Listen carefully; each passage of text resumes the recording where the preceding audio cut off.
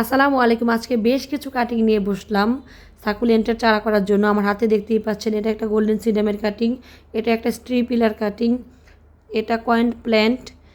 এখানে বেশ কিছু কাটিং আছে সাকুলেন্টের, অনেকগুলি নাম অবশ্য আমার মনে নেই এখন।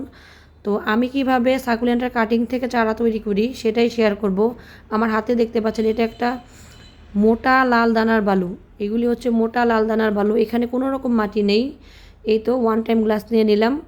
আপনারা দেখলে খেয়াল করলে দেখতে পাবেন, এখানে প্রত্যেকটা গ্লাস নিচে ভালো করে ছিদ্র করা আছে, যেন গ্লাসে কোনো রকম পানি জমে না থাকে।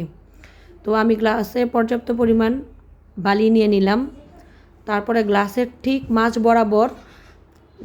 মাঝ বরাবর কাটিংটা বসিয়ে তারপর চারপাশ থেকে চেপে দেব বালিটা, যেন কোনোভাবে কাটিংটা সরে না যায় বা হেলে না যায়। এই জিনিসটা আপনারা অবশ্যই খেয়াল করবেন কাটিং বসানোর ক্ষেত্রে, কাটিংটা যেন সরে না যায়। এই তো একটা হয়ে গেছে, আরেকটা করে দেখাই। ঠিক একইভাবে এটার মধ্যেও বালি নিয়ে নেব। বালি নিয়ে গ্লাসের ঠিক মাঝ বরাবর আমি এই তো স্ট্রি পিলার যে কাটিংটা এটা বসিয়ে নিলাম। বসিয়ে চারপাশ থেকে বালিগুলি চেপে চেপে বসিয়ে দেব, যেন কোনোভাবে সরে না যায় কাটিংটা। এই তো একটা হয়ে গেল আমার।